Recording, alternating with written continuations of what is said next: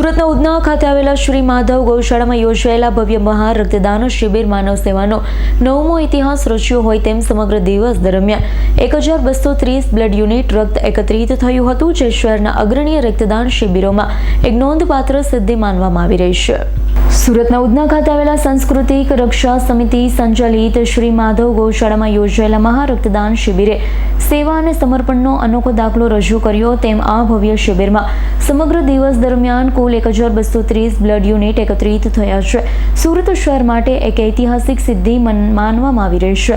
સંસ્થાના અધ્યક્ષ આશિષ સૂર્યવંશીએ જણાવ્યું છે કે છેલ્લા 2 મહિનાથી ઉધના, પાંડેસરા, બમરોલી, લિંબાયત, ભેસ્તાન અને ડિંડોલી સહિતના વિસ્તારોમાં 400થી વધુ ગૌસેવકોએ ઘરે ઘરે જઈ લોકોને રક્તદાન માટે પ્રેરિત કર્યા હતા. રક્તદાન કરતા પહેલા તમામ રક્તદાતાઓએ શ્રી સોમેશ્વર મહાદેવના દર્શન કર્યા, ગૌમાતાનું પૂજન કર્યા બાદ માનવ સેવાના મહાયજ્ઞમાં જોડાયા હતા. ગૌ સેવા, દેવ સેવા અને માનવ સેવાનો અનોખો સમન્વય સમગ્ર કાર્યક્રમનું મુખ્ય આકર્ષણ રહ્યું છે. આ કાર્યક્રમમાં વિવિધ સમાજના સામાજિક સંસ્થાઓના આગેવાન, જનપ્રતિનિધિ, રાજકીય હોદ્દેદાર અનેક મહાનુભાવોએ હાજરી આપી રક્તદાતાઓનું પ્રોત્સાહન વધાર્યું હતું.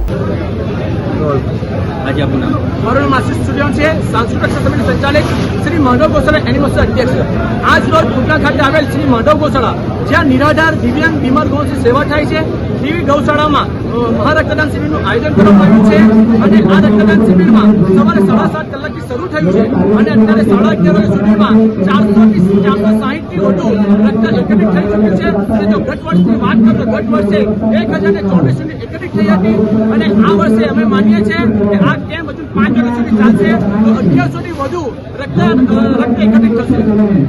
આખા શહેરની અંદર રક્તદાન શિબિર હોય છે, અહીંયા મૂકવાનો મુખ્ય હેતુ શું હોય છે?